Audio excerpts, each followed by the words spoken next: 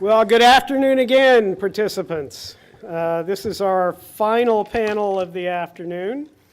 It is the State of the State panel, California's port system and the global economy. We're very pleased to welcome Assemblymember Al Muratsuchi, who has served as a prosecutor and a school board member before he was elected in November of 2012 to represent California's 66th Assembly District. The Assembly member served as a prosecutor and a deputy attorney general with the California Department of Justice for over 11 years. Prior to joining the Department of Justice in 2001, he was a prosecutor with the Los Angeles County District Attorney's Office and the Santa Ana City Attorney's Office. Regionally, he has been an active volunteer in the South Bay and Los Angeles area for many years. He has served as chairman of the Torrance Planning Commission and as a member of the Torrance Environmental Quality and Energy Conservation Commission. He has also served as president of the Torrance Sister City Association, president of South Bay CL, and on the board of directors of the Southern California Regional Occupation Center, Little Tokyo Service Center, and the League of Women Voters of Torrance. Please join me in giving a warm welcome to Assembly Muratsuchi. Thank you.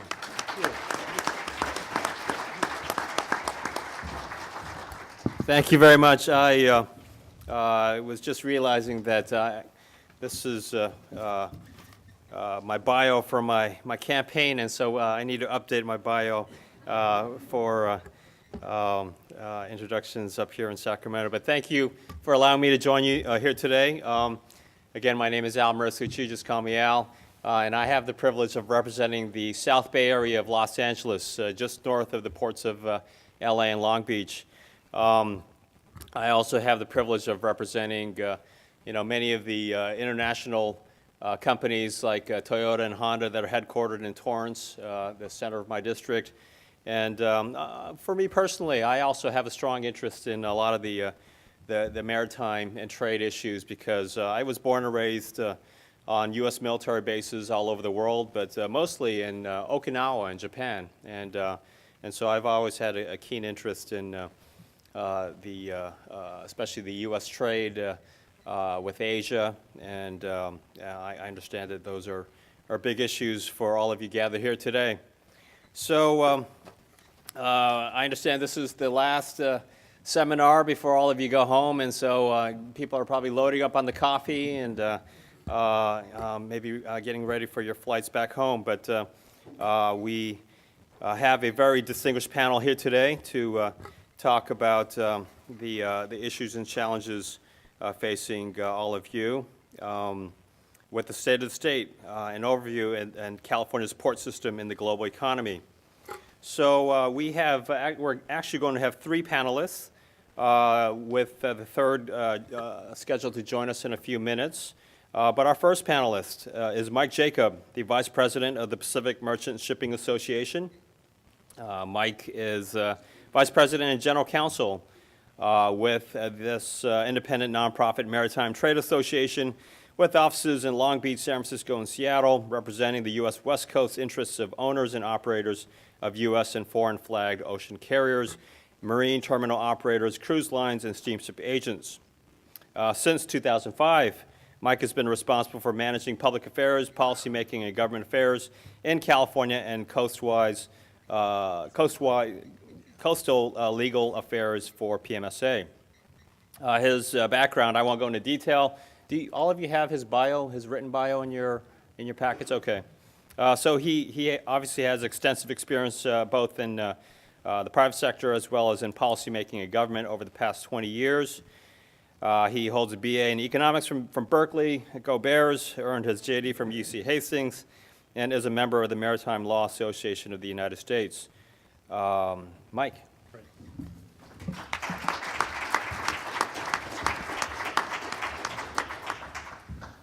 Thanks, Assembly Member. Despite Jim Hausner's encouragement, I'm not going to turn this into a roast for Norman, and I'll actually get to my presentation. Thanks for sticking around. I appreciate it, and thanks to Assemblymember Muratsuchi when he was running for his current position, we were able to get together and talk a lot about what was going on in Southern California. And when we get to the slides about our economic impacts, he knows it better than anyone else. He has probably more port workers in his district than anywhere else. So really appreciate you being here. Let's get right to the chase, which is we're in a place where we're going to be working on updates to the policies that govern investment and environmental regulation for years to come. And the last time we did that, we did it in a context. It was in 2006. And the documents we got out of that were the CARB Goods Movement Emission Reduction Plan. We got Prop 1B on the ballot, which Jim Earp will probably be talking about a little bit more, and the $3.1 billion were earmarked for port and logistics purposes, and the Goods Movement Action Plan from the administration. And a little shout out to Clean Air Action Plan from the ports of LA and Long Beach. Not a state document, but extremely important with respect to our industry nonetheless. And in this context, when people were looking at what was happening and what they were planning for, this is what they were looking at. They were looking at what had happened on our coast since 2006. We were at peaks in TEU volume at all of our large container ports, and we were at peak of market share. We never had market share this high in California as we did in 2006. And the challenge was, even though statewide goods movement emissions reductions were projected by CARB to decrease, here's what was predicted for port and intermodal. So we had nothing but growth on the volumes and nothing but problems with respect to future emissions. And when we look at the Goods Movement Action Plan, it was focused around a principle. The principle was of simultaneous continuous improvement. We were going to be growing infrastructure to facilitate growth in volumes, but also mitigating that growth as it happened and being aggressive about reducing emissions from existing trade. And when CARB set up their emissions reduction plan, they were very, very aggressive based on the fact that they could assume that we were going to have, you can see at the bottom of this, nearly double and nearly quadruple by 2020 container numbers. And then still, I mean, we'll get back to Prop 1B, I think, with Jim, but the emphasis of Prop 1B is a down payment that we're never going to pay for all of the infrastructure and air quality needs we needed out of our general obligation bond. But we were going to facilitate simultaneous and continuous improvement. It was going to build on GMAP, and we were going to have emissions reductions that were outsized compared to the infrastructure investment need. So that's where we were in 2006. And on the cusp of doing new freight planning, both with Caltrans and CFAC and with CARB and their Sustainable Freight Plan, what are we looking at? So on the bright side, here's the reductions that we like. Reductions we like in air quality impacts and emissions are really laudable, and they're things that everyone in this room should be proud about. They're things that, as a maritime industry, we're super happy to talk about this versus what you saw before in terms of what's expected. What do you think about when you think about the ports in 2006? You know, you're talking about the diesel death zone.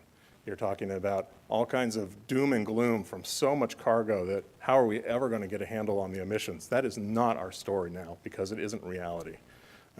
Same thing at Port of Oakland, diesel emissions already down 70%. This was 2012. They started their Marine Air Quality Improvement Plan in 2009 and it benefited from the fact that they really dovetailed their plan with CARB's existing regulations coming online. It's just smart planning to regulate and to then coordinate those policies with the people that have to actually do it on the ground. And then with GHG emissions, we're getting more efficient.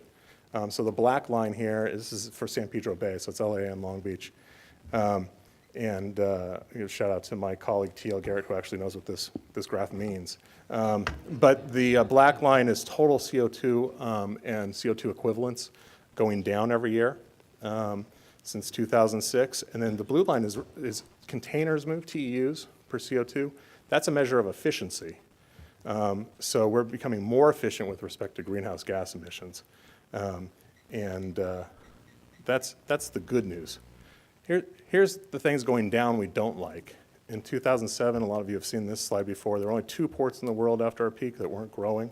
Out of the 50 largest in the container sector was LA and Oakland. And then in 2008, this report came out from Drury, said a lot of what people thought, but hadn't really put in writing before. The thrust of it is the end of their executive summary here. Volumes are unlikely to decline, but the days of strong growth on the Pacific coast are behind us. Really looking at fundamentals, were we going to be able to sustain the growth we had going up to 2006? Pre-recession, analysts said, I don't think so. And then we hit the recession. We love to hate this quote, recession rules of thumb, number one.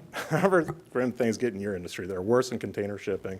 And when we needed the federal government to bail out the industry, the auto industry in Detroit, we were worse.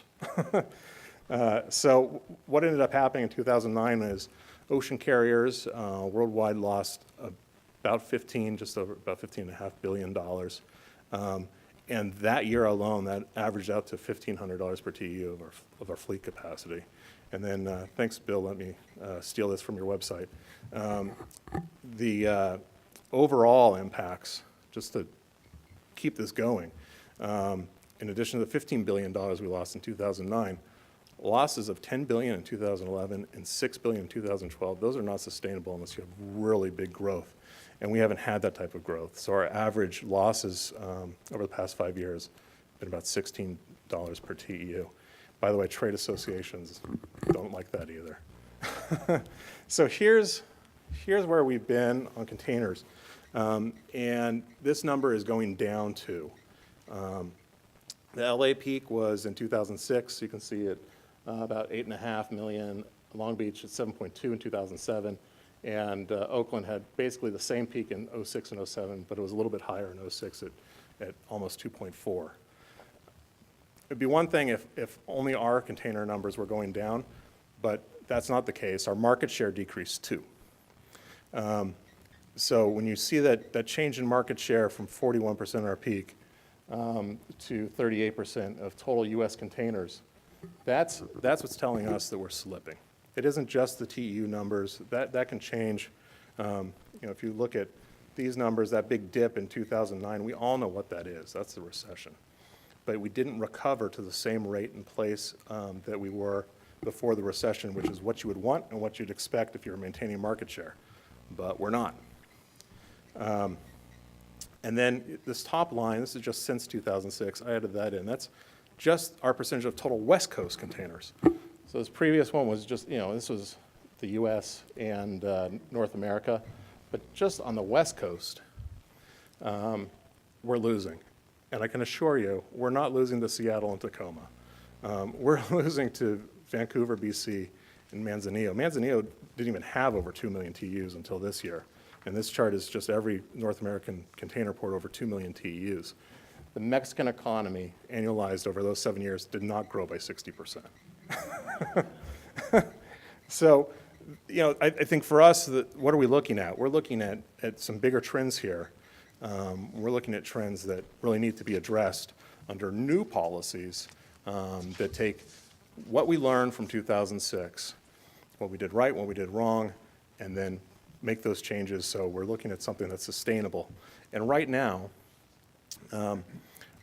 we think our problem is that our system is set up at those highest levels of growth, and so we have a lot of costs. We're mitigating growth that is not occurring, and that means we're also creating costs that weren't anticipated. So here's an unfortunate slide for Assemblymember Muratsuchi's district. We peaked out at our payroll on longshoremen in 2006 as well. So we had about $1.2 billion in total payrolls. And as of last year, we were just shy of 1.1. Our shifts track almost 1-for-1 with cargo volume. So when we have fewer containers, we hire fewer people to move them. It's not that complicated. But that also means that our payroll just has not recovered to what it was. That has direct economic impacts. But let's be a little bit more esoteric than just our payroll and get to some cumulative questions about what is the economic impact from having slower growth really mean to us? This is the same chart we saw before, except for Jim, but you can see it now. Great looking chart. Up through 2006, here was our peak. Here's what was projected through the Goods Movement Action Plan and the Goods Movement Emission Reduction Plan. Doubling 2001 by 2010 and quadrupling by 2020. You can see we're looking at 20 million containers in LA, 18 in Long Beach, and 6 in Oakland. Whether or not these were good projections at the time is totally debatable. They're projections, that's what it is, but that's what we were planning for. Here's what actually happened. We're not quite there.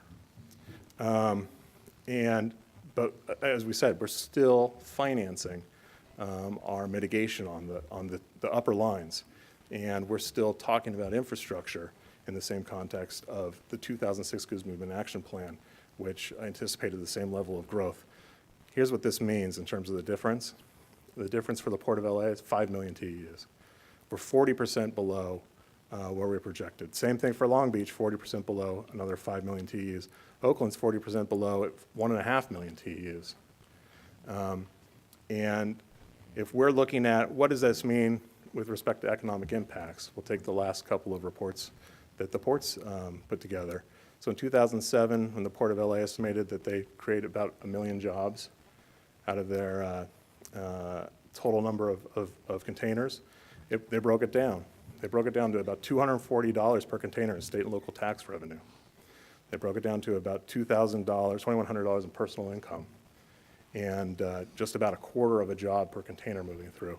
Oakland's numbers are pretty much the same. They're a little bit lower in terms of state and local tax revenue and personal income, but they're a little bit higher in terms of jobs per container. They were talking about having a total of about 500,000 jobs and overall state and local tax revenues of about $250 million. So let's apply it.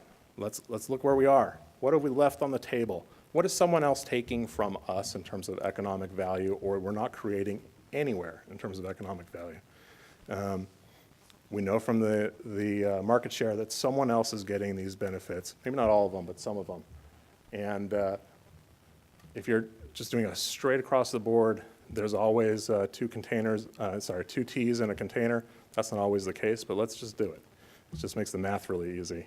And that's why I went to law school, so I didn't have to do math. The 10 million T's that are in San Pedro Bay that we're not getting, if you just apply the straight LA model, that's about $1.2 billion in lost state and local tax revenues. We're not producing over 1.1 million jobs. And we're not getting the benefit of over $10 billion in personal income out of Southern California.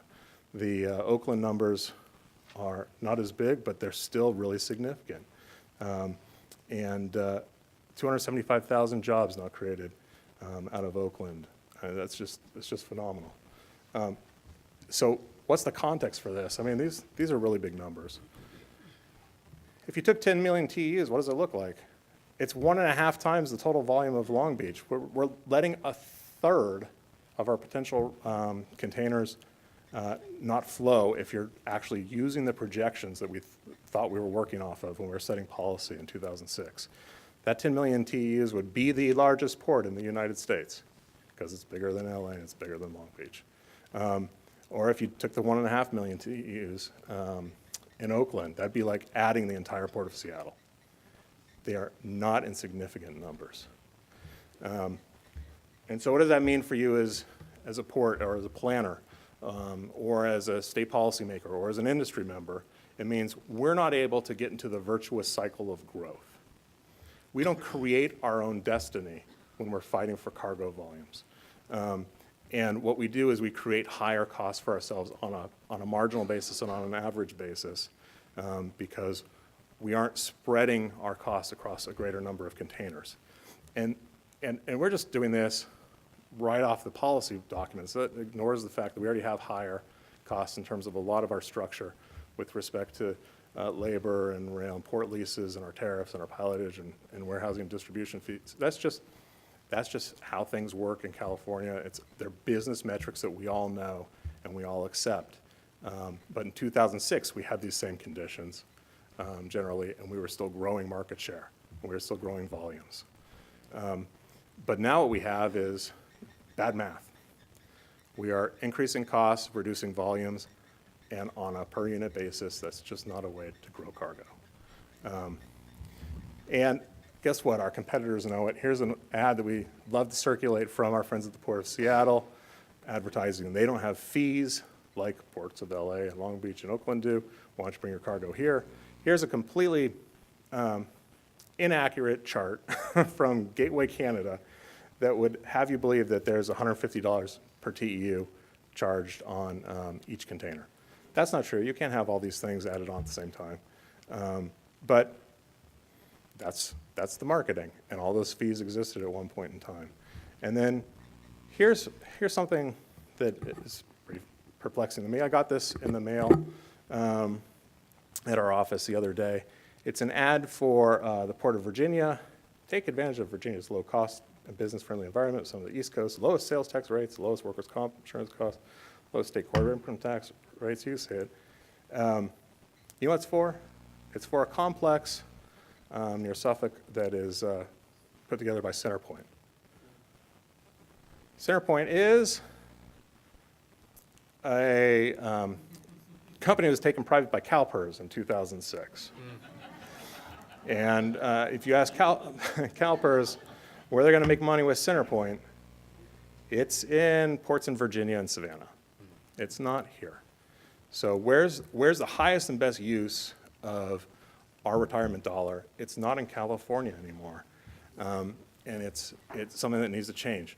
So we need to be able to promote growth in trade volumes because we can't afford not to. You saw the jobs and economic benefits and state and local sales tax revenue that we miss out. But also, we have environmental improvements that are not sustainable if we can't pay for them. And so we have unanticipated economic impacts because we don't have simultaneous growth like we were anticipating. And that leads us to believe this, and we hope that almost all of you would agree with us, no matter what viewpoint you come from. The single uncompromised goal for our policy should be to boost growth in container volumes in our international trade. If we're going to be doing this, we need to actively promote California trade. We don't do this right now, but other states do. Other states go after our cargo. We don't protect it. And we think that the state's done a good job of setting up the baseline for taking the next step. The next step is actually acting as a cheerleader, actually being a booster, and actually being active in trade promotion. And as much as we like it when people open up trade offices, just because you do that, that doesn't mean you have a whole strategy or you have a policy. And that's what we need to do next. And we have that in a way with travel and tourism. We don't have it with trade. You heard a lot about CFAC and the National Freight Plan and maritime strategies. The real bottom line is we just need cash from the federal government. We need our fair share. You heard about the HMT stuff, but it goes way beyond that. We need to actually be coordinated in our advocacy for federal transportation funding, and that's one of the things we're focusing on with Caltrans and CFAC. On the environment, you saw from the charts, we don't have a problem with the regulations. Here's what we have a problem with: creating the volumes that are necessary to finance what we have. And so you don't need to go beyond what we've got in the short term. What you need to do is make sure that you're not stepping beyond it, so we can actually grow the volumes necessary to make it back to the projected volume curve that existed when we did all the cost-benefit analysis for those rules, when we laid out what we wanted in terms of emissions reductions. And we'd also like to make sure that whenever possible, we're conforming our environmental regulations beyond what we already have on the books to international and federal standards. And then finally, where in the state can, and we know the state is strapped, we're not going to walk in and just ask for a blank check. But when we can do it through things like innovative tax credit systems like California Competes, which was just set up, and the demise of the Enterprise Zone and Redevelopment Program, we should really focus on the ability to do one-time transportation infrastructure spending, and in particular, we would love to see that focused on freight. And thank you very much. Appreciate it.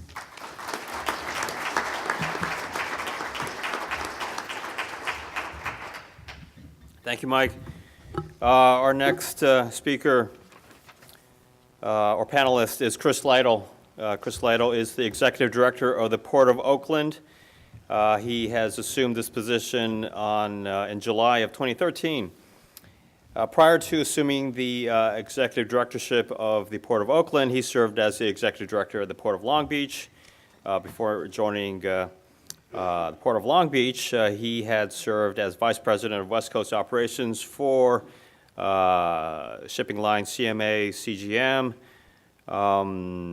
Has also held executive positions at P&O Ports North America, APM Maersk Terminals, and Sea Land Service. Please welcome Chris Lytle.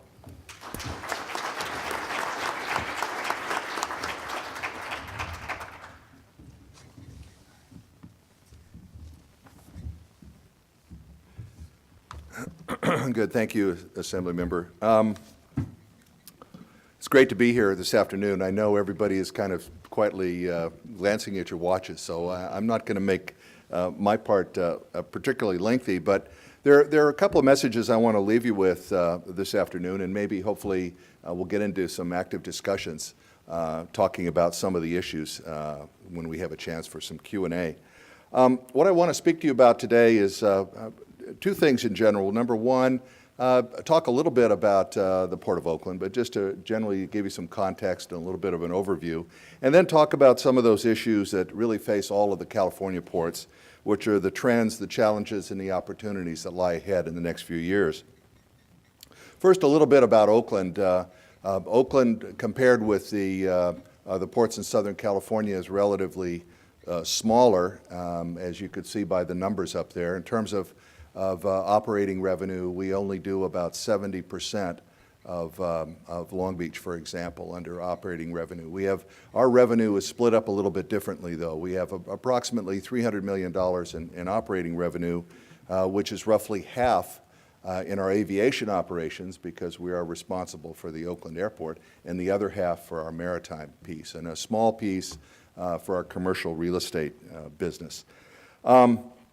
So we are, like the other ports, we're governed by a board of port commissioners. We have 7 in Oakland.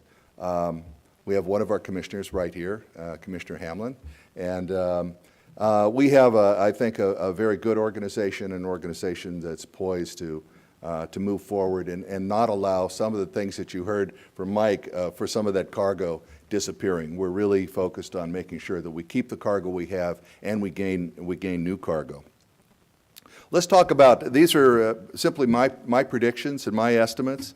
When we talk about cargo volume, and I'm talking about right now containers, we see, I think, moderate growth this year, probably in that 2 to 3% range overall in terms of container growth. You're still going to see a very intense competitive environment out there. The non-California ports are aggressively going after our cargo. There's no question about that. Mike alluded to it already. Starting up north with Rupert, Vancouver. Yes, Seattle and Tacoma really aren't taking too much cargo at this point. But then you go down to Mexico with a port like Manzanillo or Lázaro. But more importantly, you look at the Gulf ports and the East Coast ports, and these ports are hungry, and they are actively going after this cargo. And if you look at the densities in those ports on the East Coast, you'll find that many of them are 50% or less of capacity. They have lower cost structures, and they are actively going to go after this cargo. When you take a look at really the strongest part of our container business, it's in the export area. The exports are going to continue to show strength over the next 2 years and beyond. Those ports that are prepared for strong export growth, particularly in the agriculture markets, from not only Central Valley, but also from the U.S. Midwest, those are the ports that are going to prosper. The ag shippers that are out there today will continue to ship over ports with favorable export transit time, last port of call, excellent rail and road infrastructure, many sailings many times of the week to many destinations in Asia, and also very high service levels. Those are all very critical elements. We're going to see in that area, we think, growth in the 5 to 8% range year to year. The imports are going to show modest growth. I'd say, again, in the import side, 0 to probably about 2%. There will be some market share erosion, and that's unfortunate. Discretionary cargoes, particularly this inland cargo, is going to start to show some softness. That's due to a few different reasons. Number one, the fact is there is tremendous amount of price competition from our non-California gateways. For example, Prince Rupert, Vancouver, and many of the Gulf and East Coast ports. There's no question about it. Think about this for a second. When you talk about the cost of port acreage that's out there, we have in our port and ports down in Southern California, $200,000 isn't an uncommon amount on a per acre basis on a container terminal. You could go today and you can find properties in the Pacific Northwest and properties on the East Coast for $30,000. 230. It's a huge difference. And speaking of that, even as you look forward, and I know we have already, there is a customer that signed a deal that allows that number to go from 200 to 390, $390,000 in a year in a fairly short period of time. We need to make sure that as a port that what we're charging is sustainable out there in the marketplace. Of course, everyone knows about the high cost of California living. We all know that. There's also a very high environmental compliance cost. Each port, whether it's LA, Long Beach, or Oakland, and others, have had to invest in many technologies and equipment to make the environment better. And I don't think anybody has an issue with that. It's something that we have to do. The slides that you saw that Mike had up there, those are real numbers. Those aren't somebody's make-believe marketing campaign. When you see reductions of 70% or 75%, those are real numbers, and that's good. And I never hear customers of ours complaining that they have to abide by environmental rules. But the fact is, when we talk about pricing and how much California ports cost, it does add money. I can tell you where I was in Long Beach, the total amount of money that Long Beach put into just the plug-in shore power campaigns was right about $200 million, including the tanker berth and the earlier berths. $200 million for the shore power. Is it a good thing? Of course, it's a great thing. But these are all have to be factored into to our cost basis. There's the possibility, too, of a possible work stoppage this summer. With the contract negotiations, whether it actually happens or not, and we'll talk about it here in a few minutes, but it's the thought that it may happen will, in all likelihood, have some cargo redirected to Gulf and East Coast ports. There's really no question about that. So when you look at the container business, the agriculture business, particularly on the export side, reefer business, the ag business, is going to put California goods in a very strong position in the Asian marketplace. When you look at the bulk cargo arena, bulk is showing a lot of strength for terminals that handle it.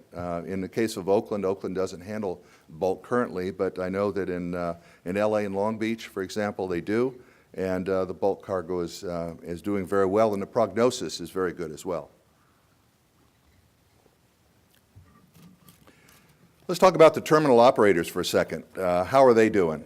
Well, terminal operators are continuing to push for lower cost and greater efficiencies, without a doubt.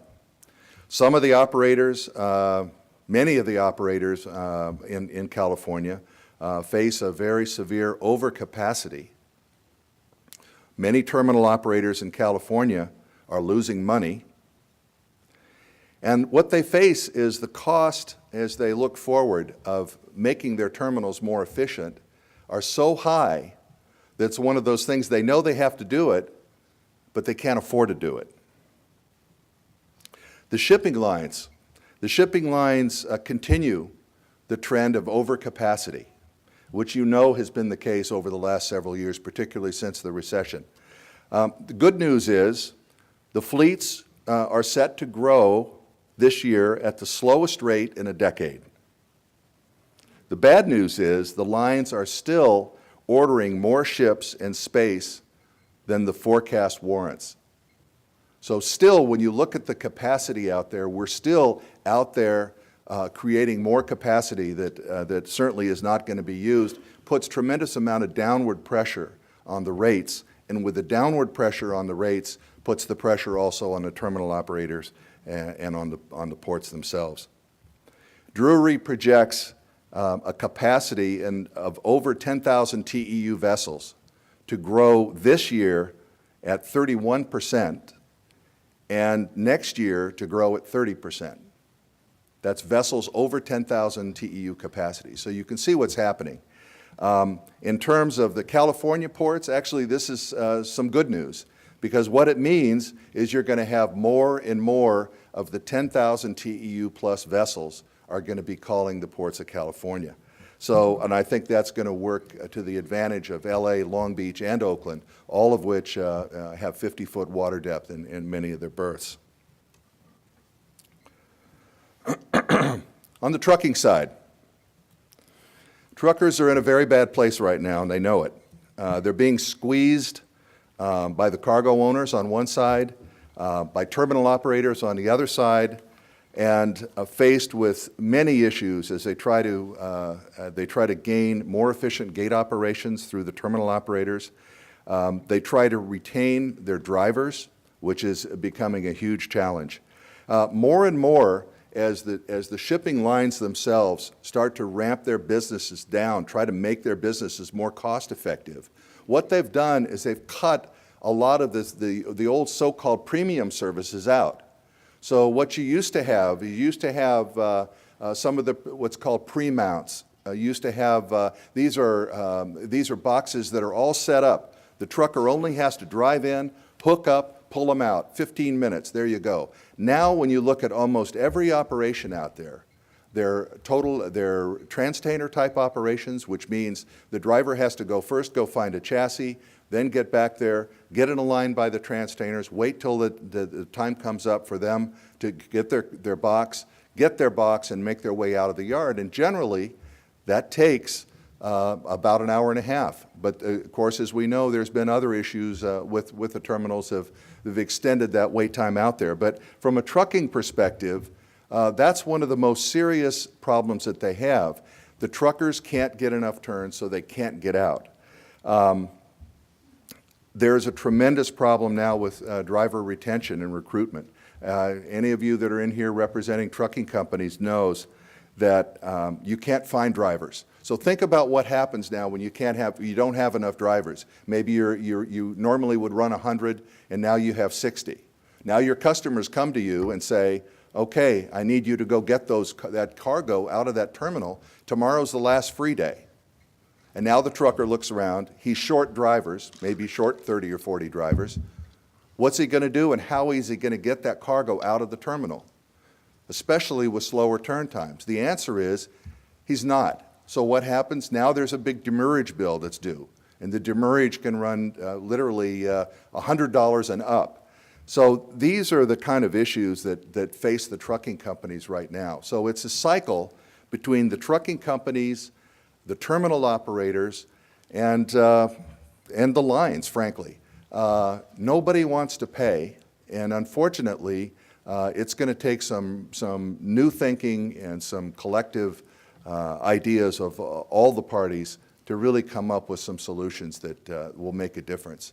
When you take a look at what the port's role is, it's a little bit different, I think, than it used to be. And I see the port's role is that of a very active player and facilitator in a lot of these discussions. I know that in the Port of Oakland, we don't assume that if it has to do with truck return times and terminals and chassis issues, we do not assume that that's someone else's problem. That's the terminal operator's problem to work out with the trucking company or the line. What we're doing is we're taking a very active role. I think the port should take a very active role. So we work with all levels of those organizations. We work with the BCOs, particularly we work with terminal operators, the trucking companies, lines, and many others to come to those solutions. We've established a trucker efficiency work group that's been effective so far. We're just at the point where we're ready to launch our Oakland BCO forum, and that includes many of our top customers, BCOs, to come and sit down with us and work through some of these solutions and hear directly from the BCOs. That's not a traditional role of the ports, but we think it's very important that the ports take an active role in that sense. There are so many different players. It's not just about the terminal operator or about the line. It's so many people have got a vested interest in this. Another important role of the ports, of course, is to build infrastructure. We all know that. We've been in the Port of Oakland, like in the Port of Long Beach and LA and others, have been very active in investing literally billions of dollars in the infrastructure. We've invested in Oakland. We're in the process of investing right now $1 billion in an old, what used to be an old Army base. That old Army base consists of about 360 acres directly adjacent to the marine terminals. That's a facility then, as this facility is developed and it's under construction today, that facility then will have warehousing, it will have transloading, cold storage capabilities, many of those things that we're hearing every day that customers want to have and they're looking for. So that construction is literally underway right now. Along with that, that's the type of project that could never get off the ground if it wasn't for grants, meaning state money, federal money, and private investors, frankly. In terms of grant money, that is absolutely critical. And for the role of the port, that's where the port's role ideally fits. We have to be out there all the time trying to find that federal money, those federal grants, those state grants. Just as an example, if you look at, I think many of you are familiar with the Gerald Desmond Bridge project in Southern California. It's $1 billion plus project. Roughly half of that money, if you look at about $500 million of that came from the state. If the port had to pay for that, and it's the port's bridge, it would never get done. And so between the federal grants and the state grants, that's made a huge difference in that bridge. Now the bridge is going forward.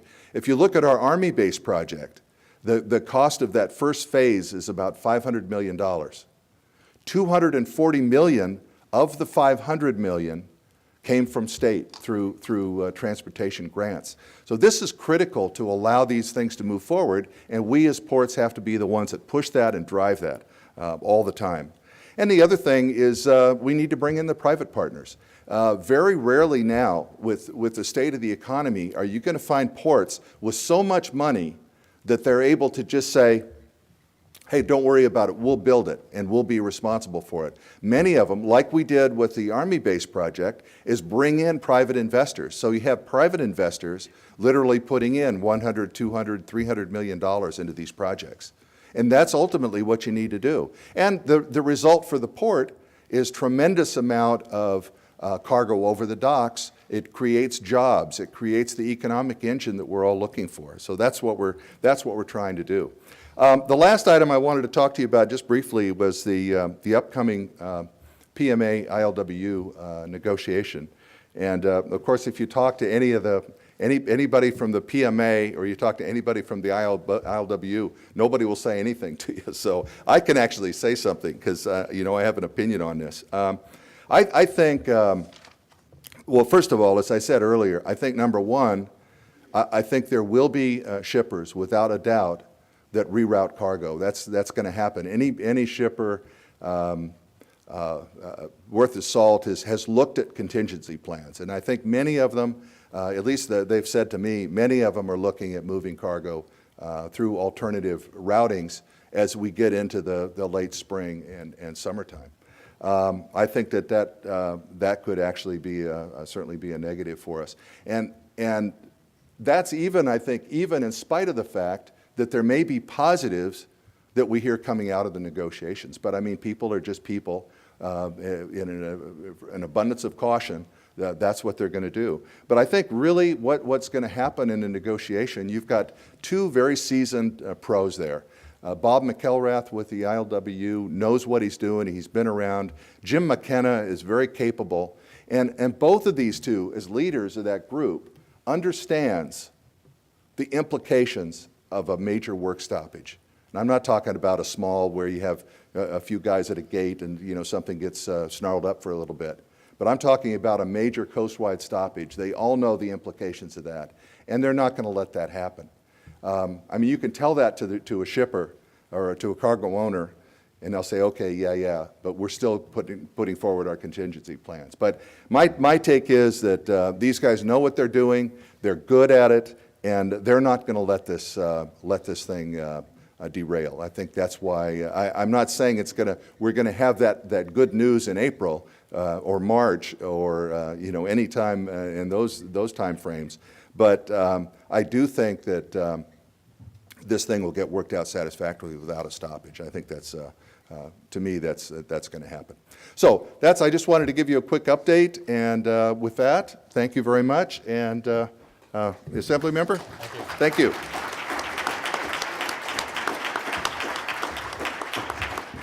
Thank you, Chris. Our last speaker, last but not least, is Jim Earp.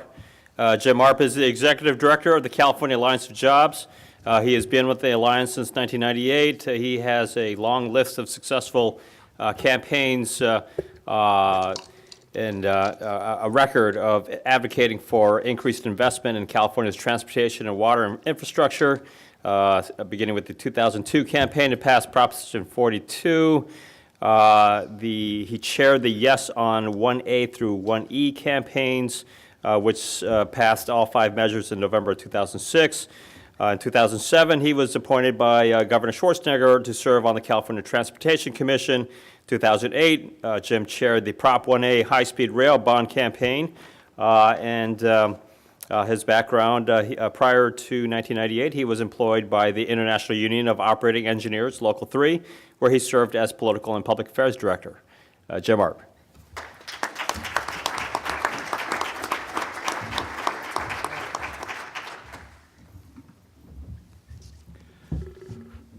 It's a little disconcerting to parachute in here at the last, not knowing what the heck you guys have been talking about throughout the rest of the day. Unfortunately, I had previously agreed to speak at a water conference, which is going on a few blocks down, and I actually left there before my panel discussion was over with in order to get over here a little bit late. So I really just basically made everybody unhappy, I think. Or maybe it's the other way around, maybe they were glad to see me go. I don't know. I noticed Fran Inman's name was on her. Did she speak earlier today? Is she gone now? My fellow commissioner. What'd she talk about? I don't want to talk. Oh, warehousing?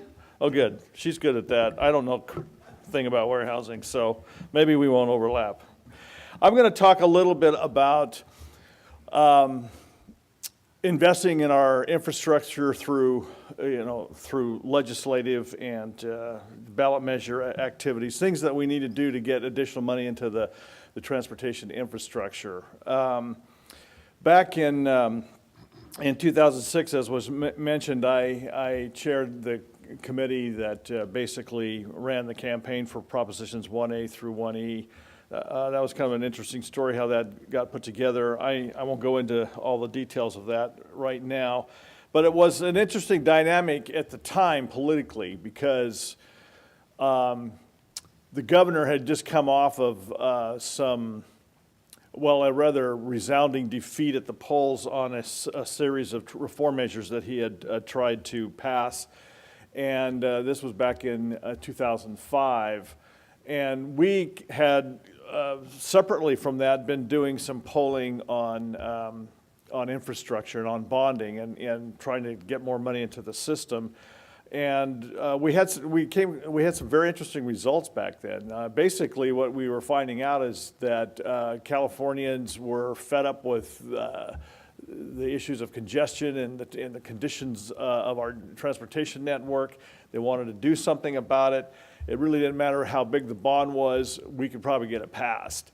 That was music to the governor's ears. He always liked big stuff and always liked building things. So, it wasn't that hard to get them from talking about a $5 billion bond to talking about a $20 billion bond for transportation and some additional bonds for other kinds of infrastructure.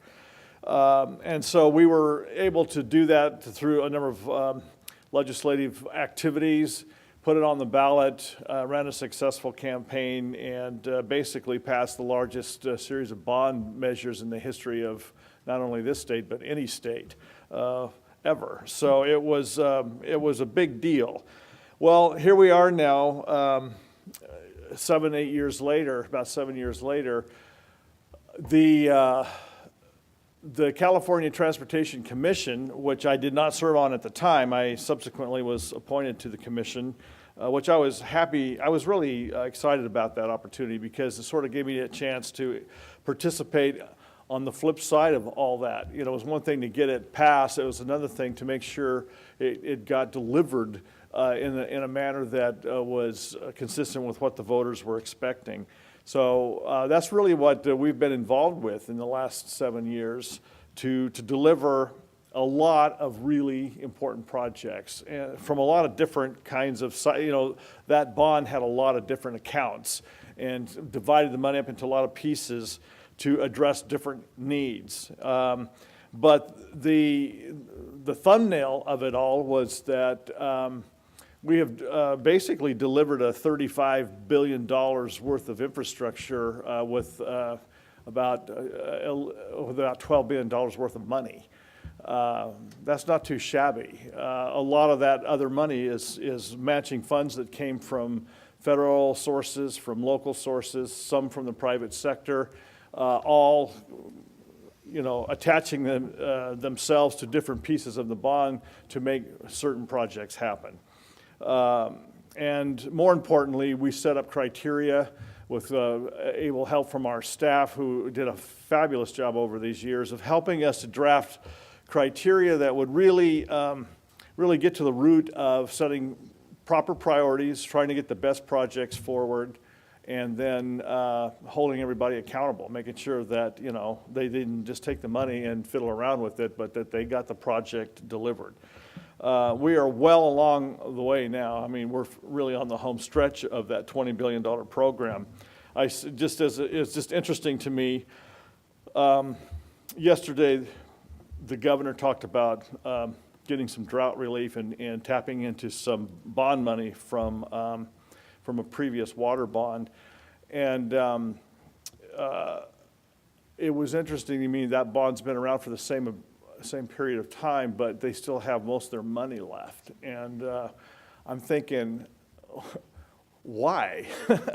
Why do they still have if they had invested that money, if the process had been set in place, if there was an infrastructure set in place to get that money out and spent on priority projects, we might have had certain kinds of water infrastructure in place that would actually have helped to provide a little bit of relief from this unprecedented drought that we're in. So, I think it's one of the things I feel really good about is there may be plenty of argument about why certain projects made the cut and some didn't, and some people may think they got not as much money as they should have. But overall, it was a very effective program. So coming into that with that whole mindset, a couple of years ago, our industry, the industry that I represent in my regular day job is the construction industry. I represent about 2,000 plus contractors and 80,000 union construction workers that, build most of this stuff. And we looked down the pipeline and saw that this was going to end one of these days, that there wasn't really any other funding stream in place, that we really needed to look at how we can try to get additional funding in the pipeline to address a huge backlog of other projects. Proposition 1B did a great job, and it was a big bond, relatively speaking, but the task at hand in California was ginormous. It's we've still got nearly a $300 billion shortfall in meeting in unmet transportation infrastructure needs over the next decade or so. So how do you eat that elephant? How do you get to it? So we were looking at every possible solution. My first thought was, heck, man, we've done a hell of a good job on Prop 1B. I don't know if we've done a good enough job getting that message out to the voters, but hopefully we have. Let's see if we can come back with another one. But our polling was dismal, and we've come to the conclusion that this is a different world. 2014 has, between 2006 and 2014, we've suffered through the worst economic downturn in decades, many decades, and people are still feeling the effects of that. They've also seen the effects of year after year of budget deficits at the state level, and the fights that have erupted over that, and the discussion of this wall of debt, the kinds of things that the general fund have to address. And so people have a lot different idea about bonds now than they did then. Back in 2006, they thought they were free. Now they know they're not. We never did say they were free, but we thought it was a worthwhile investment, and I still maintain that. And a small slice of the general fund ought to be spent on stuff like that. But bottom line is, another bond is not really in the cards right now. So we started looking at other kinds of tools. Many of you might be familiar with Transportation California. I partnered with them, my organization partnered with them, and we worked very diligently this last year and a half to explore this idea of an increase in the vehicle license fee dedicated to transportation. In California, the vehicle license fee is not dedicated to transportation. It doesn't have anything to do with transportation, really. It has to do with meeting general fund needs at the local level. It's really a property tax on cars. So, but it's not used for transportation. We were looking at bumping that up a little bit and dedicating that additional revenue, not messing with the existing structure, but putting the additional into transportation. An extra, right now it's taxed at 0.65 of the value of a vehicle, and we were looking at bringing it up in phases over 4 years up to 1.65, which once it was fully in place would generate over $3 billion a year. Not in and of itself a total solution, but a heck of a lot better than what we got now, which is not very much. So we worked on that, and we did a lot of, we got the best legal minds on it. We put together a pretty good measure. We worked with the truckers, had some real concerns about it. And we had language in there that would actually exempt them from this increase if there was a similar or equivalent diesel sales tax voted on and approved by the legislature within a certain period of time. So we did things that we could to work with a lot of different stakeholders. But the real value of the measure was that in this era where fuel is becoming less and less effective as a user fee, because there's more hybrid cars, there's more fuel efficient cars.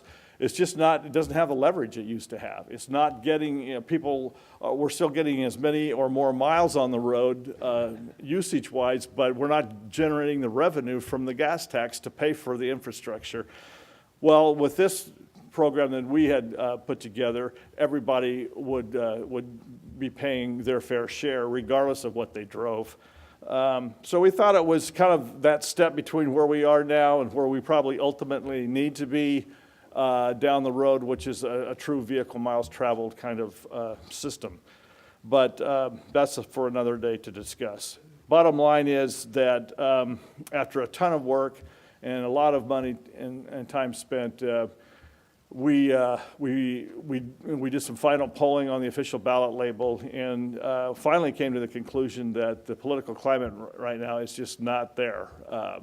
The voters feel that they have given Governor Brown a major hall pass with the passage of Proposition 30 back in 2012, which set in place a certain, sales taxes and income taxes for a certain period of time. I think they just basically want to see what they're going to do with it, and they're not really in the mood to dig in their pocket for anything else right now, even for transportation. We also have found through our polling that we may be our own worst enemy, really, on the short term. Between the downturn in the economy and us fixing a lot of roads over the last 6, 7, 8 years, they're not feeling the pain, infrastructure-wise, transportation-wise, that they were a decade ago. So it's not as high on their list of concerns right now. So that is something that we're swimming upstream against as well. So where does that leave us? Right now, we do not have a vehicle in place for the 2014 election to try to get support around to get more funding in the transportation pipeline for a long-term solution. So we are focused on some short-term things that I think some of them should be of interest to you. The most important one that I see, as it might pertain to this group, and I've talked to Secretary Kelly about it, I've talked to some of the governor's folks about it, and we intend to have additional discussions. I've talked to the Senate Pro Tem about it, and that is basically taking the almost $1 billion a year that is collected for truck weight fees, which are currently going to backfill the state budget, state general fund, and redirecting those back to transportation. Historically, those were collected and used for road repair. Pretty obvious reason, trucks do put a lot of stress on the system, and having that money go back into repairing the system makes some sense. But through this whole complicated gas tax swap that I admit to being in the middle of a few years ago, that was in the middle of a huge budget crisis, and they were trying to figure out how to get some money in the budget. We were trying to figure out how to protect transportation funding, and we came up with this compromise, which basically took the sales tax on gas and made it an excise tax. By doing that, it basically took it out of the general fund in terms of budgeting, which was good. But by the same token, we also agreed to let them take truck weight fees, which were not they weren't part of the protected fees, and they've been using those to backfill the budget. So that's really what we're working on. We want to get that $1 billion back into the system. We have some other things we're looking at that will add several $100 million on the short term. What we want to do is put something in place that will tide us over until 2016, and hopefully we can come back with a longer term solution. But that money there is important, I think, for the goods moving industry. So anyway, anything else I can do to answer questions, I'll be happy to do so. Thanks.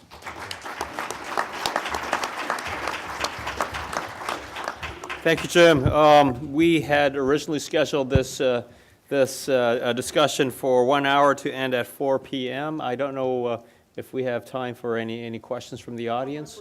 Couple of quick questions. Yes, sir. Quick question for Mike. The slippery slope that you were describing from 2006 to 2012, I'm wondering if that's over as far as loss of market share. At least on the West Coast, the 2013 numbers from PMA show that LA Long Beach was actually up about 3%, cargo volume. Seattle Tacoma was down about the same amount. Right. And then Prince Rupert, for the first time in its short history, instead of growing 20%, was down 5%.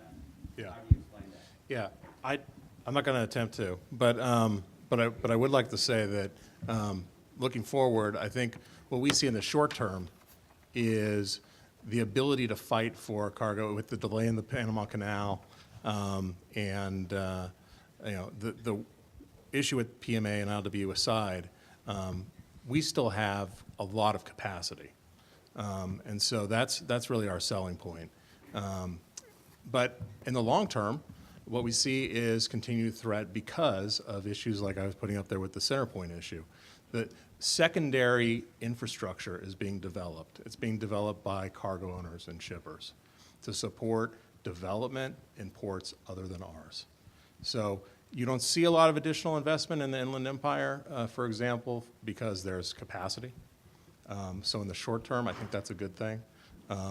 But in the long term, what we're seeing is investment in the secondary infrastructure that shippers are going to grow around.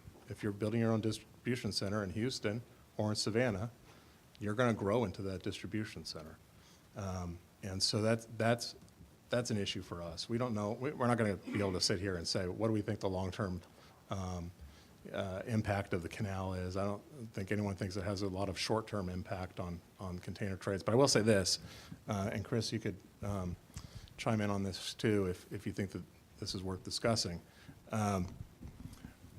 We don't have a really good sense of what drives, let me put this another way.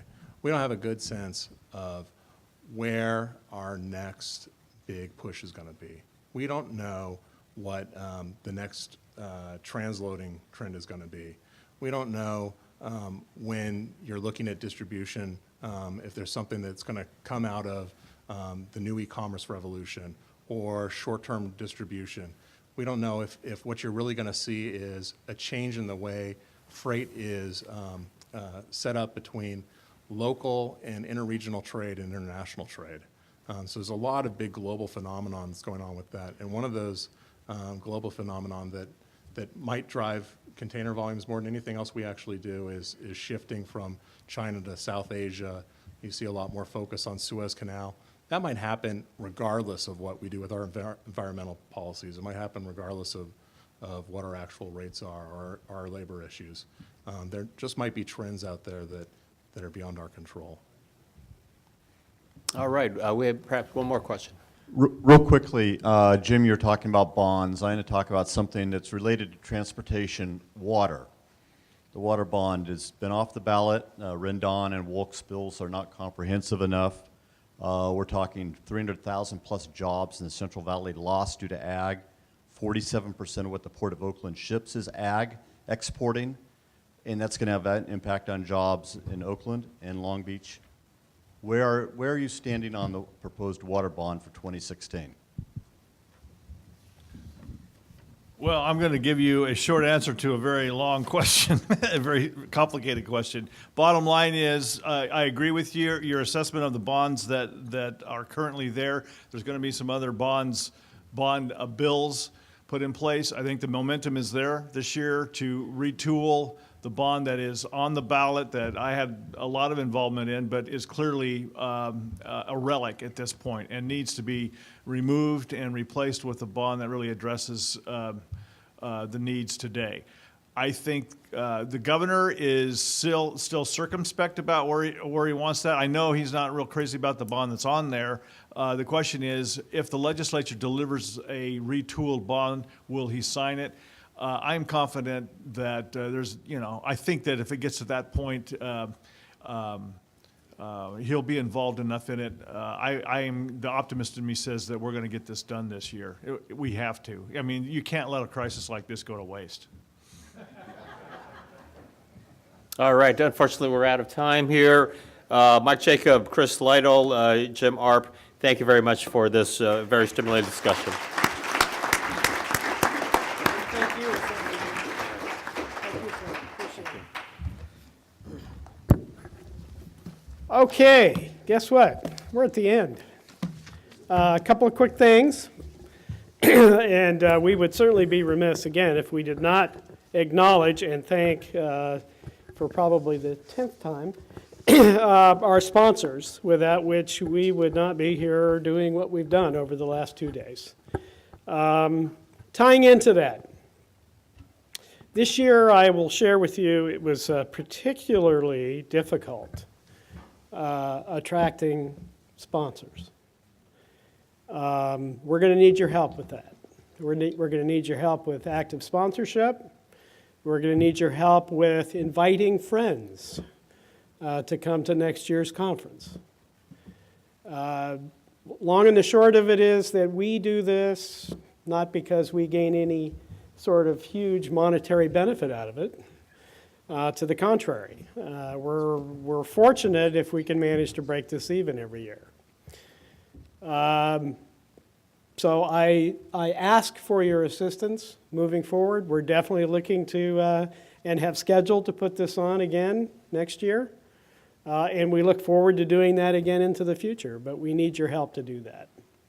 So if you would help us carry that message, you'll be hearing from us periodically during the year as well towards that process.